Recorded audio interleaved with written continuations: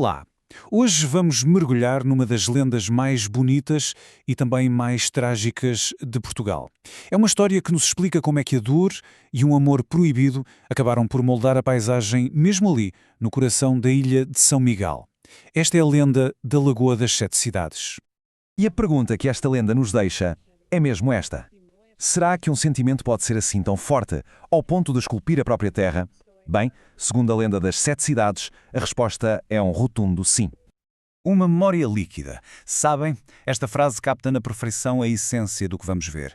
Revela como é que as lágrimas, sim, as lágrimas, deram origem a um lugar onde a emoção e a paisagem se tornaram, bem, uma e a mesma coisa. Ora bem, a nossa história começa num reino antigo, um reino envolto em neblina, em silêncio e governado por um rei bastante severo. E bem no coração deste castelo vivia uma princesa com os olhos azuis. Azuis como o céu. Mas, atenção, não era uma princesa qualquer. Tinha uma curiosidade que não acabava mais, uma espécie de rebeldia muito suave. Basicamente, estava presa naquelas muralhas de pedra, mas sonhava com as cores e os sons de um mundo que não podia conhecer. E claro, como em todas as grandes histórias, um pequeno ato de desobediência foi o suficiente para mudar tudo. Para sempre. Foi assim que, numa manhã, no meio daqueles campos imensos e verdes, o mundo dela se cruzou com o de um jovem pastor. Um rapaz simples, habituado ao silêncio das montanhas e com os olhos tão verdes como a própria terra.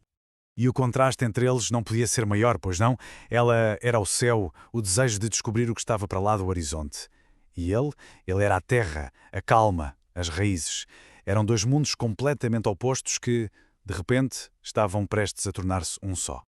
Mas o mais interessante é que o que eles sentiram não foi só um amor à primeira vista. Foi algo mais fundo, um reconhecimento quase instantâneo, sabem? Como se as almas deles já se conhecessem de outra vida e estivessem só à espera daquele momento para se reencontrarem. E assim, longe dos olhares atentos do rei, começa o capítulo mais feliz da vida deles.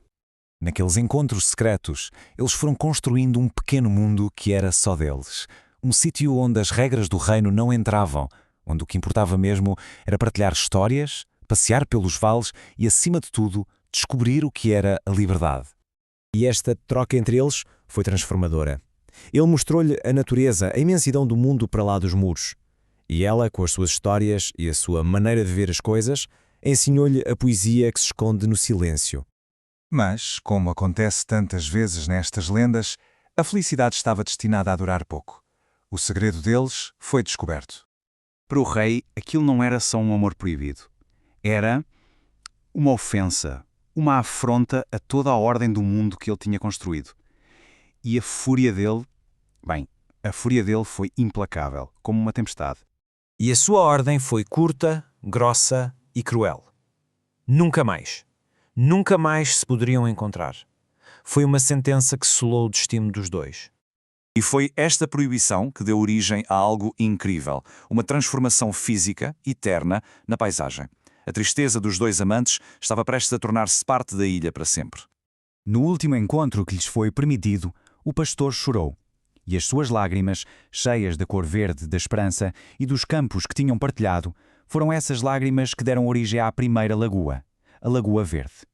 Ao lado dele, a princesa também chorou.